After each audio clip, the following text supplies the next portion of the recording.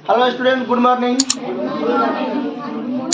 ये आज के क्लास में आप लोग थोड़ा सा शांति बनाए रखिएगा, एक शब्द हल्ला मत करिएगा, क्योंकि जो टॉपिक चल रहा है आप लोगों को बिहार बोर्ड के उद्देश्य से देखा जाए तो बहुत ही इम्पोर्टेंट है, ठीक ना।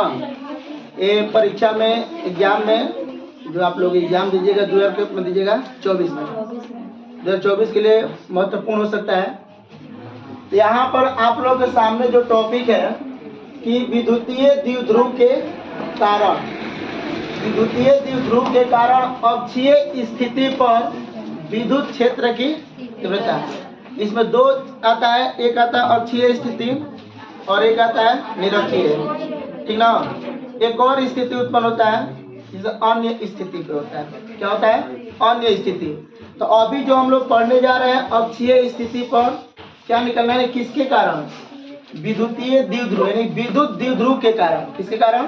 विद्युत द्विध्रुव के कारण अक्षीय स्थिति पर विद्युत क्षेत्र की तीव्रता क्या करनी है, ज्ञात करनी है।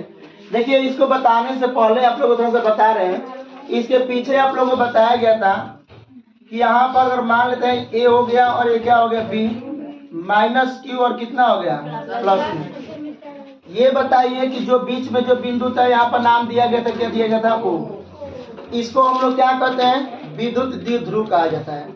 और इस विद्युत द्विध्रुव की जो लंबाई होती है, वो विद्युत द्विध्रुव की लंबाई कितनी होती है, 2l। कितनी होती है, 2l।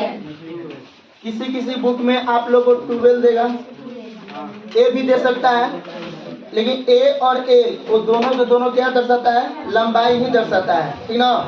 तो ये बताइए कि ए बी के बीच की दूरी 2l, तो इसकी हाफ लंबाई अगर देखा जाए तो एल हो जाएगा और कितना हो जाएगा, एल हो जाएगा। ये हम लोग को बताया गया था क्या, विद्युत द्विध्रुव। विद्युत द्विध्रुव की परिभाषा आप लोग मालूम है कि समान परिमाण वाले, कि समान, यदि समान परिमाण के दो आवेश, ठीक ना, दोनों जो आवेश है, देखिए इसकी सिर्फ प्रकृति बदल गया है, एक माइनस में दिया है और एक क्या में दिया है, प्लस में। लेकिन अगर कहीं भी आप लोगों को आंशिक प्रश्न में एक प्लस में दिया रहे माइनस में, लेकिन दोनों का मान क्या हो, एक ही हो, +5 हो -5 हो, +2 हो -2 हो, +3 हो -3 हो, यानी कि उसकी प्रकृति बदला हुआ है लेकिन परिमाण कौन सी है, परिमाण किसको कहते हैं। जिसे आप लोग पीछे हम लोग 11th क्लास में पढ़े थे वेक्टर में, कि जो आप लोग को जो ये तीर चिन्ह होता है, ये नोक जो होता है वो दिशा को बताता है, और यहाँ से लेकर के यहाँ की जो पथ होती है वो क्या होता है, परिमाण होता है। 4 किलोमीटर, तो 4 किलोमीटर क्या है, परिमाण है। और ये जो एरो जो दिया है तीर चिन्ह, ये क्या बता है, दिशा बता रहा है। तो यहाँ पर देखिए कि इसमें आप लोगों की यदि समान परिमाण वाले, कौन वाले, समान परिमाण के दो आवेश, परंतु उसकी प्रकृति क्या हो, भिन्न हो, प्रकृति क्या हो, भिन्न हो, ठीक ना। तो प्रकृति उनकी क्या हो, भिन्न हो। अब उन दोनों के बीच की जो अल्प दूरी होती है, दोनों आवेशों को समान परिमाण वाले किंतु उसकी प्रकृति क्या होनी चाहिए, भिन्न, अलग होनी चाहिए। उन दोनों आवेशों के बीच की अल्प दूरी, तो बीच की अल्प दूरी क्या है, अल्प दूरी के मतलब क्या होता है, अगर दो कोई पथ है और यहाँ पर ए कर दिए और कितना कर दिए, बी, तो ए बी यहाँ पर दो बिंदु हो गया ना। तो ए बी अब बिंदु जब दे दिया गया तो अब क्या हो गया, सीमित हो गया। क्या हो गया, सीमित हो गया।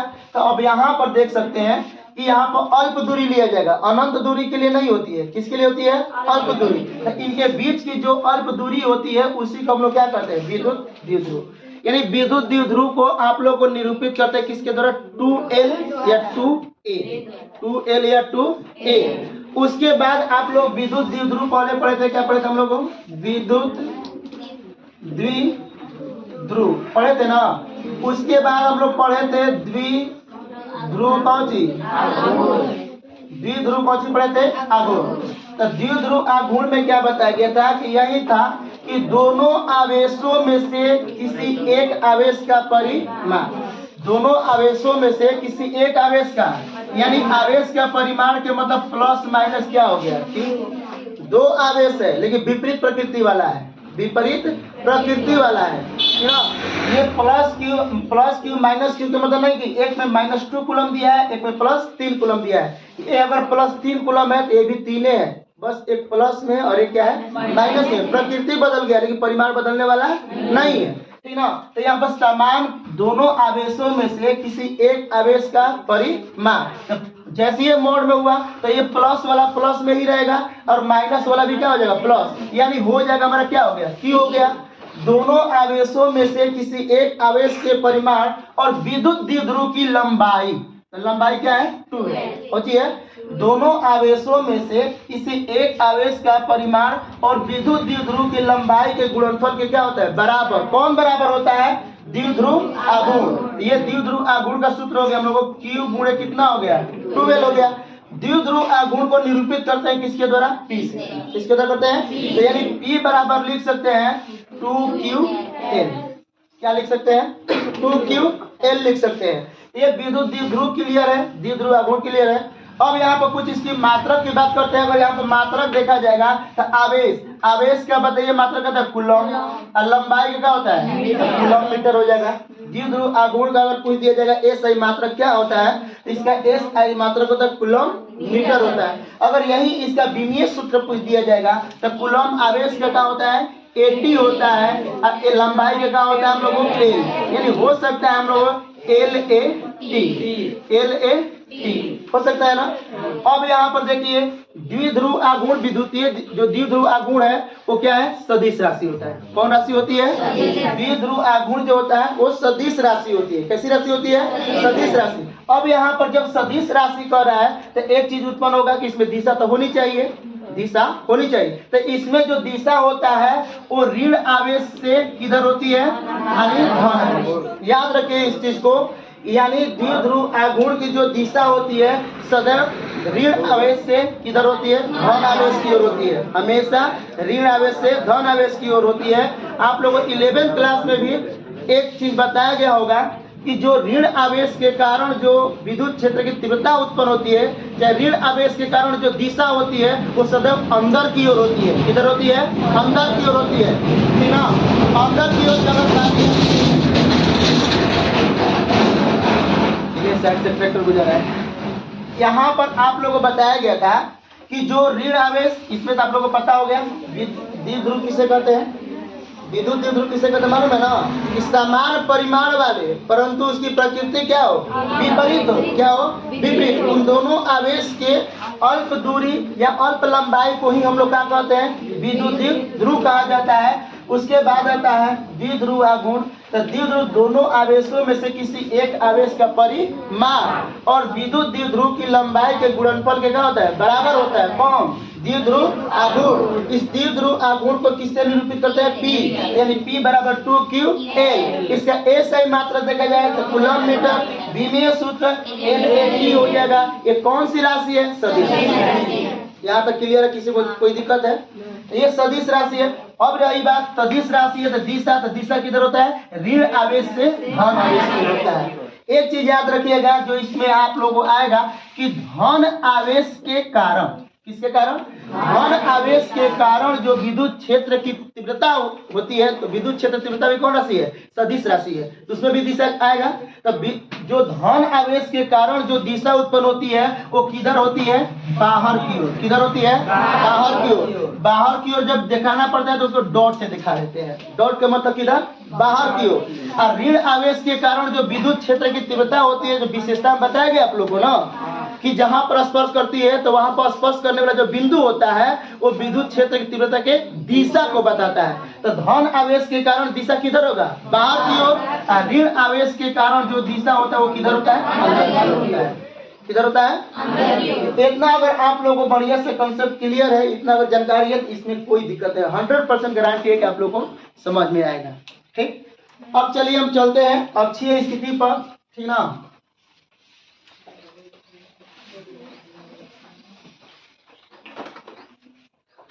ध्यान दीजिएगा, क्या हुआ है देखिए, ये हमारा छोटा सा बोर्ड है ना। तो अब यहाँ पर आप लोगों को क्लियर हो गया। यहाँ पर देखिए कि अक्षीय स्थिति के कारण, अक्षीय स्थिति पर निकलना है। किसके कारण? विद्युतीय द्विध्रुव के कारण अक्षीय स्थिति पर। अब यहाँ पर एक चीज होता है कि अक्षीय स्थिति कब उत्पन्न होता है। इस फिगर में थोड़ा सा ध्यान से देखिएगा। इस फिगर में है कि यहाँ से जो A दिया हुआ है और ये क्या दिया हुआ है? B, A और B। इसके दोनों के मध्य बिंदु कौन है? ओ। दोनों का मध्य बिंदु क्या है? ओ है, ठीक। और ए और बी जो पथ है उनके बीच के अल्प लंबाई क्या है? यानी इसको कहते हैं विद्युत द्विध्रुव। यानी ए से लेकर टेप पर माइनस क्यू है और एक पर कौन सी है? तो यहाँ तक से जो आपको डायग्राम दिखाई दे रहा है ए से लेकर के बी तक दिखाई दे रहा है, ये क्या बताया गया है? विद्युत द्विध्रुव बताया गया है। क्या बताया गया? विद्युत। अब हम लोग क्या करते हैं कि जो विद्युत द्विध्रुव जो दिया गया है इस लंबाई को कल्पना करके डॉट डॉट डॉट काल्पनिक किया गया, कल्पना करके जो आगे बढ़ाया जाता है, तो जो आगे बढ़ाते हैं वो हम लोग का क्या होता है? अक्षीय स्थिति। याद रखिएगा, अक्षीय जो होता है हमेशा क्या होता है? हॉरिजॉन्टल।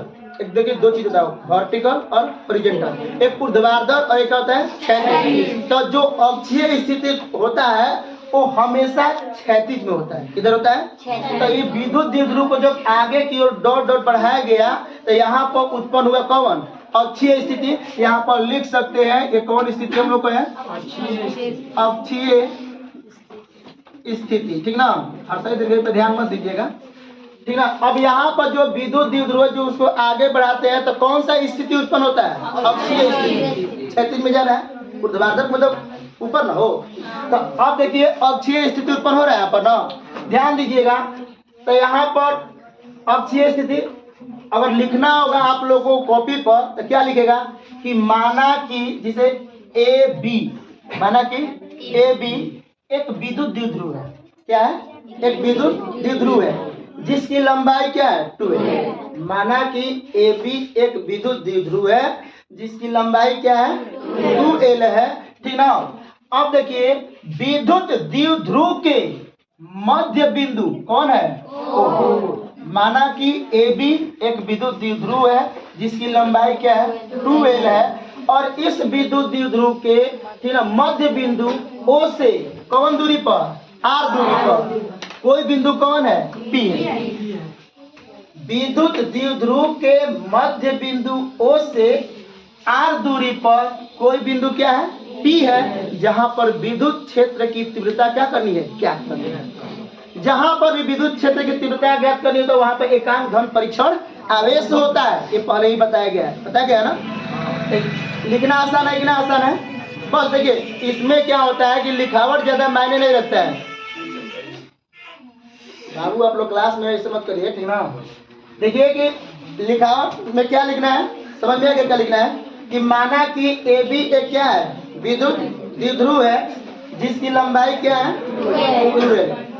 माना कि विद्युत द्विध्रुव की माना कि ए बी क्या है? विद्युत द्विध्रुव है और उस विद्युत द्विध्रुव की लंबाई क्या है? 2l है। या और बढ़ाकर लिखना चाहते हैं जिसका द्विध्रुव गुण क्या होता है? P बराबर 2ql होता है। अब उस विद्युत द्विध्रुव के मध्य बिंदु O से r दूरी पर कोई बिंदु P है और जहां पर विद्युत क्षेत्र की तीव्रता ज्ञात करनी है। आपको एक चीज उत्पन्न करेगा कि सर ये एक डायरेक्शन इधर लगाया गया है और एक डायरेक्शन अंदर की ओर।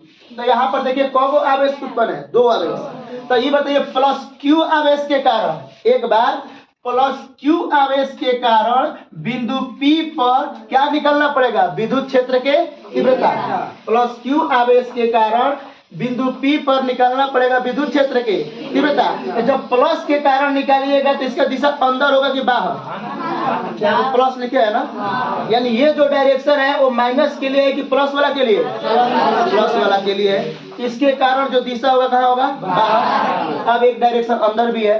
एक बार लिखेंगे, एक बार यही लिखा जाएगा, मेन यही चीज है कि एक बार प्लस क्यू आवेश के कारण बिंदु P पर विद्युत क्षेत्र की तीव्रता। तो कौन बिंदु हो गया? 2 बिंदु। इसके कारण निकाल रहे हैं स्रोत आवेश, इस पर निकाला जा रहा है परीक्षण।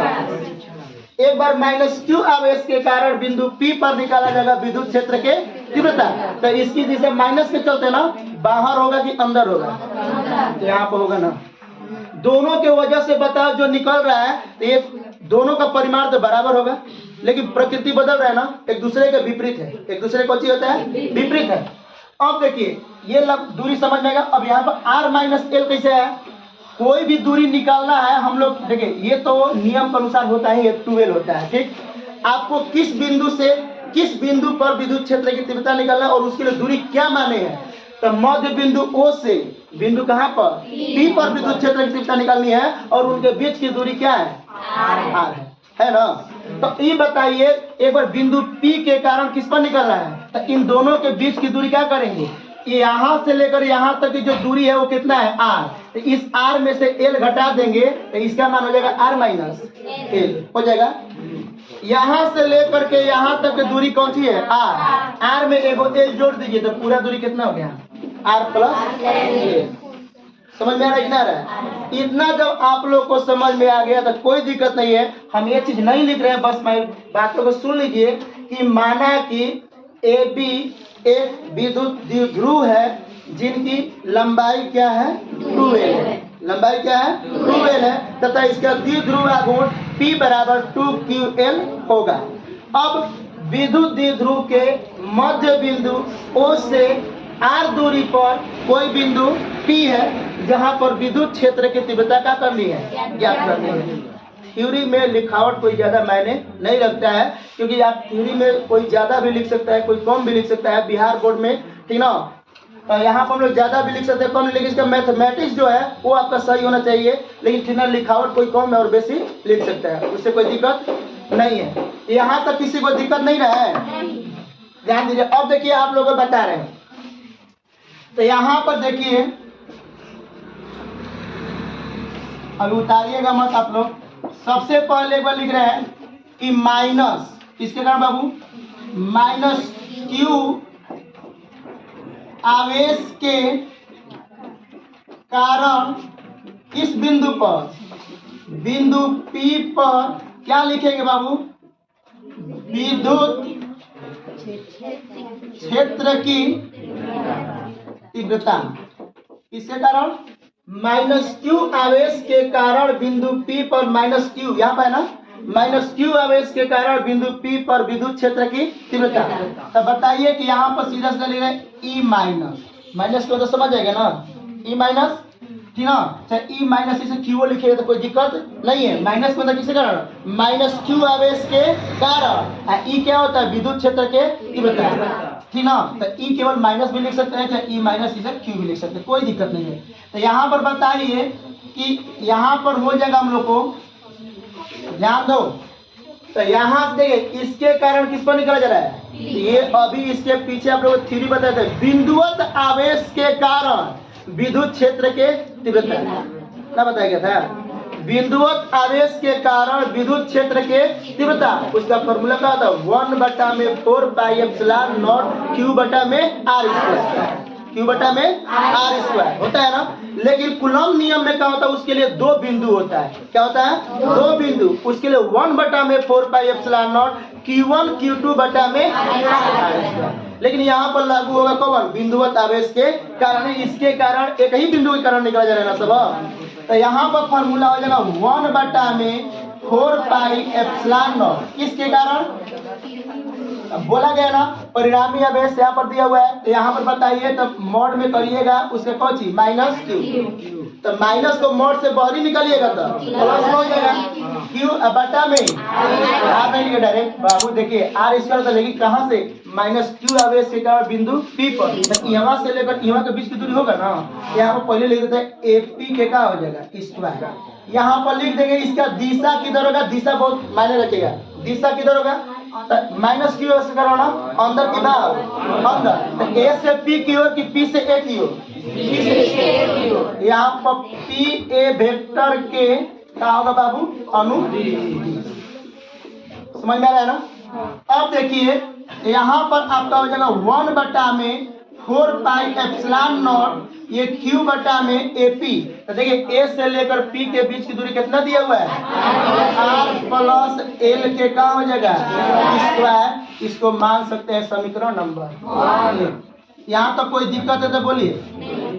अब देखिए अब लिखेंगे प्लस Q आवेश के कारण विद्युत क्षेत्र की तीव्रता, सही तो जी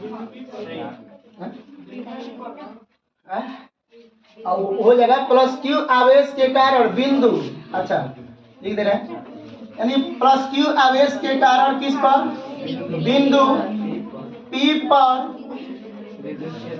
विद्युत क्षेत्र की, देखिए हमारी आवाज सुनाई दे रहा है ना, उतना से सब लोग नोट तय कर सकते हैं। तो प्लस क्यू आवेश के कारण, अब इसके कारण निकल रहा है ना, तो इसके लिए बताइए कि E प्लस वेक्टर वाला कितना हो जाएगा, 1/4πε0। अब देखिए तो यहाँ पर जो दिया हुआ है तो Q तो परिणामी आवेश होता है, तो आप लोगों को बोर्ड में बार बार लिखना जरूरी तो है नहीं। अब बटा में कितना हो जाएगा, BP, तो यहाँ पर हो जाएगा BP स्क्वायर। ए बाबू इसका जो दिशा होगा किधर होगा, BP वेक्टर के क्या होगा, अनु बाहर की अंदर की हो, बाहर की हो। तो आपका हो जाएगा E वेक्टर प्लस बराबर 1/4πε0 Q बटा में ये क्या हो जाएगा, BP के मान बताइए, यहाँ पर हो जाएगा आपका R माइनस L के का हो जाएगा हम लोग को स्क्वायर। इसको मान लेते हैं समीकरण नंबर 2। यहाँ तक कोई दिक्कत है, देखिए तो यहाँ तक क्लियर है, किसी को दिक्कत ना है। अब बाबू देखिए अब लिख सकते हैं कि देखिए अब एक बार निकल गया प्लस क्यू आवेश के कारण माइनस क्यू आवेश के कारण, तो ये अलग अलग आवेशों के कारण निकाला गया है ना। लेकिन यहाँ पर थोड़ा सा बाबू ध्यान दो, इस पर निकल रहा है कौन सी, विद्युत क्षेत्र के तीव्रता। तो यहाँ पर जो भी कोण बनेगा विपरीत दिशा में तो 180 डिग्री, 180, इसी पर हम लोग को निकलना है ना, इसके कारण और इसके कारण। तो परिणामी किस पर निकलेगा, बिंदु P पर। यहाँ पर लिखेंगे कि बिंदु P पर परिणामी विद्युत क्षेत्र की तीव्रता होगी। ध्यान दो, तो इसके लिए हो जाएगा E वेक्टर, वेक्टर लिख भी सकते हैं नहीं भी लिख सकते, कोई दिक्कत ना है। बस आप लोग जानते हैं ना सदिश राशि है तो दिखाना हर जगह जरूरी है। तो E बराबर आप बताइए कि एक हो जाएगा E प्लस और माइनस क्या हो जाएगा, E माइनस। अब कहिएगा ये कहाँ से आ गया, क्योंकि यहाँ पर जब भी सदिश का नियम होता है, सदिश युक्त है कि एक दूसरे से कौना दिशा में, विपरीत दिशा में होता है, तो क्या होता है कि घटता है। और जब क्या होता है जो एक समान होता है, एक ही दिशा में होता है, तो दोनों क्या करते हैं, जोड़ देते हैं। अगर वहां से नहीं समझ में रहे तो एक और चीज बताइए कि जिस बिंदु पर विद्युत क्षेत्र की तीव्रता निकालनी है, जिस बिंदु पर विद्युत क्षेत्र की तीव्रता निकालनी है, उसके सबसे ज्यादा नजदीक कौन है, धन आवेश कौन है। इस पर लगने वाला परिणामी बल और विद्युत क्षेत्र के तीव्रता उस सब के सब मान का होगा, अधिक होगा। हम जितना ही उसके नजदीक रहेंगे उसको तीव्रता जो क्या होगा, क्षेत्र अधिक लगेगा, ठीक ना। और जितना ही दूर रहेंगे तो बताओ उतना तीव्रता जो होगा उतना ही क्या होगा, कम होगा। तो सबसे अधिक किस पर होगा, पॉजिटिव वाला पर, और सबसे कम किस पर होगा, विपरीत आवेश है तो हमेशा क्या करेंगे, जो यहाँ पर लिख दे रहे बगल में, यहाँ पर E प्लस का जो मान है वो E माइनस से कौची है, अधिक है। यानी ये प्लस वाला का मान बड़ा होगा और उसका मान का होगा, छोटा होगा। अब देखिएगा E इसका मान कितना निकला है प्लस वाला के, 1/4πε0, 1/4πε0, ठीक ना। अब देखिए Q बटा में R माइनस L के स्क्वायर, रिपीट मत करिए आप लोग। देखिए इधर 1/4πε0 Q बटा में R माइनस L के का स्क्वायर माइनस, उसको देखिए 1/4πε0, अब फिर क्या हो जाएगा हम लोग को Q बटा में R प्लस L के का हो जाएगा स्क्वायर। इतना समझ आ रहा है कि ना आ रहा है। अब ध्यान दीजिएगा आप लोग कि इतना में कोई दिक्कत ना है, इसमें कुछ कॉमन वॉमन है, क्या कॉमन है, 1/ε0 Q, बस 1/में R माइनस L के स्क्वायर और 1/में R प्लस L के स्क्वायर। समझ में आ रहा है। 1/में 4πε0 Q, इसका एलसीएम निकालेंगे, एलसीएम का हो जाएगा R माइनस L के इंटू आर प्लस एल के स्क्वायर हो जाएगा।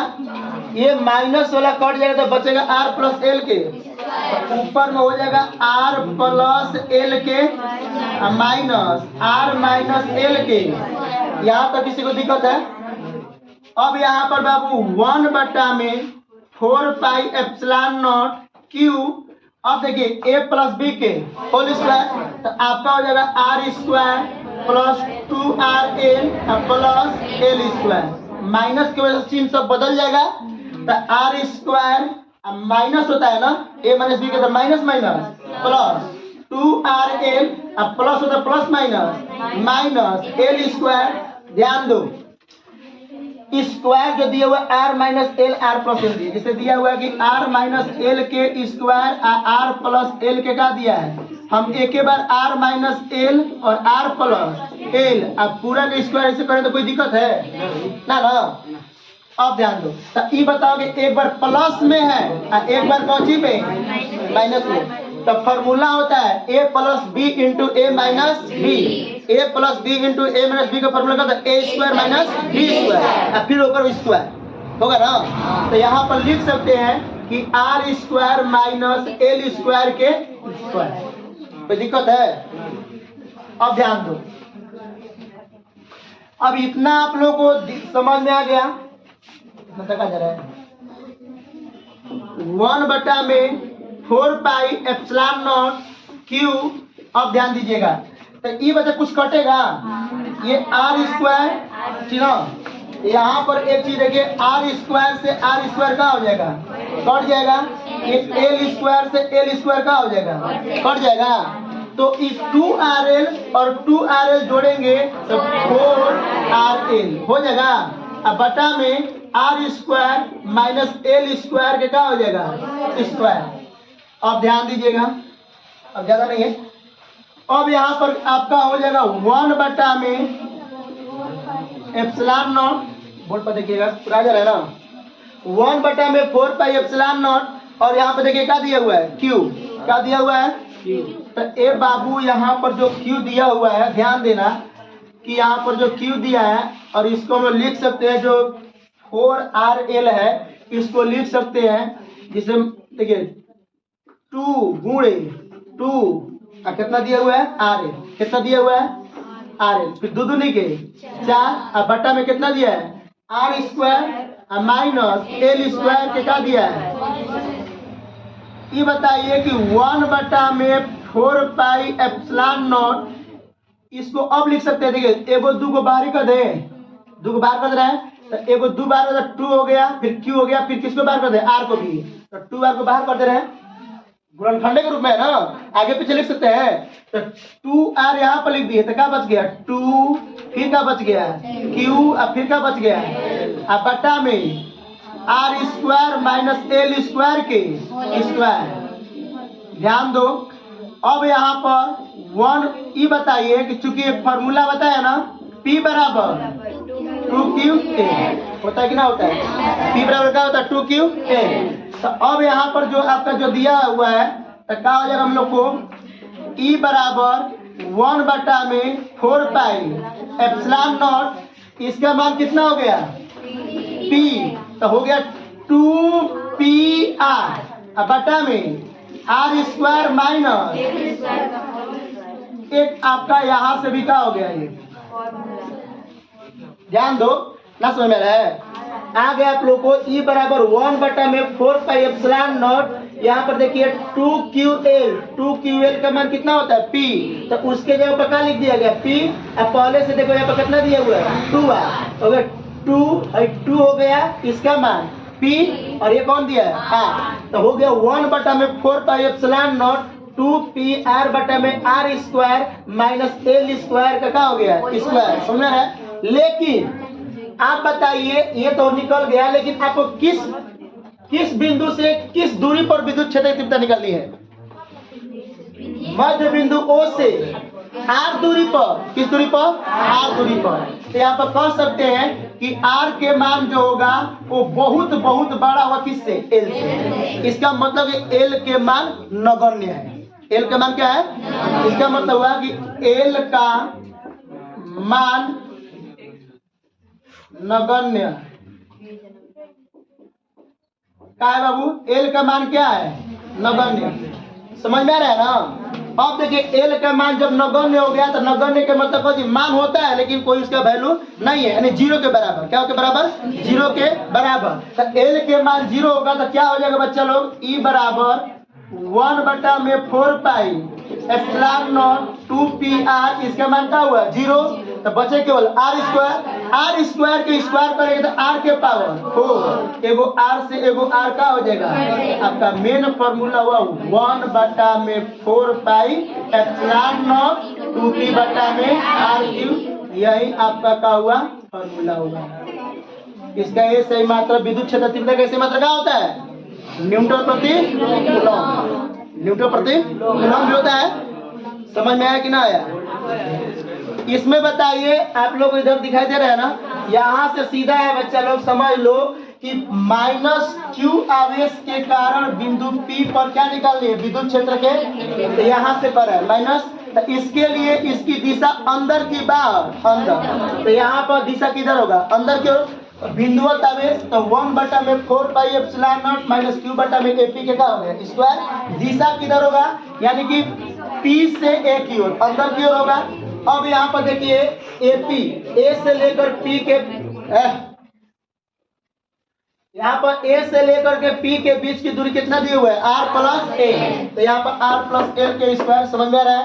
उसी तरह से प्लस q आवेश के कारण बिंदु P पर निकलना 1/4 pi epsilon not plus q बटा में BP स्क्वायर। इसकी दिशा किधर होगा? बाहर की ओर होगा। तो BP के मान दिया r-l के स्क्वायर। अब निकालना है बिंदु P पर परिणामी विद्युत क्षेत्र के तीव्रता, यानी कि E बराबर E vector plus E minus vector हो जाएगा ना। यहाँ पर इसका मान बड़ा, इसका मान कौन है? छोटा है। दोनों का मान इसमें रखेंगे, कॉमन हो जाएगा 1/4 pi epsilon not q common हो जाएगा तो ये चीज बच जाएगा। बटा पर घटाव निकालेंगे तो इतना प्रोसेस समझ में आ रहा है कि ना आ रहा है ना? अब यहाँ से तो यहाँ पर 4rl जो दिया है इसको तोड़ देंगे 2 गुणे 2ra। तो यहाँ पर देखो 2r को बाहर कर लिए तो बच गया 2ql। ये 2ql जो दिया हुआ है वो किसका मान होता है? P के मान। तो देखो 2 इसका मान P और इसका मान r, तो हो गया 2pr। हमको किस दूरी पर निकालना है विद्युत तीव्रता? r दूरी पर निकालना है। तो r दूरी पर निकालना तो l को क्या मानना पड़ेगा? नगण्य, यानी कि उसमें l है ही नहीं। l है ही नहीं। जब l नहीं रहेगा तो l का मान 0 तक 2 दूनी के 4, एगो r से r कट जाएगा। तो इसका मेन फॉर्मूला निकला E बराबर 1/4 पाई एप्सिलॉन नॉट 2p बटा में r3। कोई दिक्कत? चलिए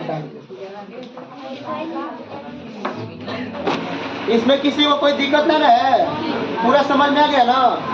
देखिए शुरू से लेकर अंत अगर वीडियो देखिएगा 100% गारंटी है कि आप लोगों को पूरा का पूरा समझ में आ जाएगा।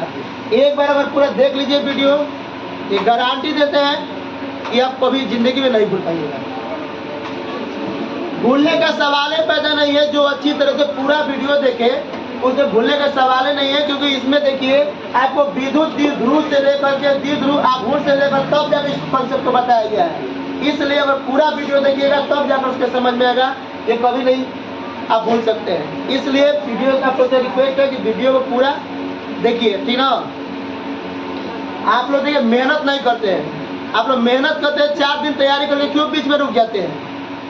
अरे जब आगे बढ़ते हैं तो आगे बढ़ते रहिए। 4 दिन तैयारी करते हैं फिर बीच में क्या होते हैं? विराम अवस्था में आ जाते हैं। तो हमेशा मोशन में रहिए, गति में रहिए।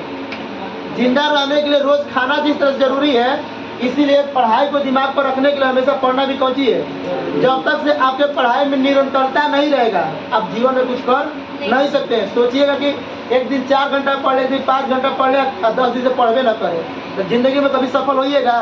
कभी नहीं। जिंदा रहने के लिए जिस तरह से खाना रोज जरूरी है, उस तरह से पढ़ाई को कंटिन्यू बनाए रखिए। कम से कम याद रखने के लिए आप सोचते हैं कि भूल जाते हैं, भूलिएगा कभी नहीं। अगर हमेशा पढ़ाई को अपडेट करते रहिएगा तो ठीक ना? चलिए ठीक है, पूरा वीडियो को देखिएगा और एक काम करिए कि इसको लाइक शेयर जरूर करिए। फैला दो पूरा एकदम, ब्रह्मांड में नहीं जाइए, पूरा एकदम यूट्यूब पर एकदम पूरा फैला दो वीडियो को। चलिए।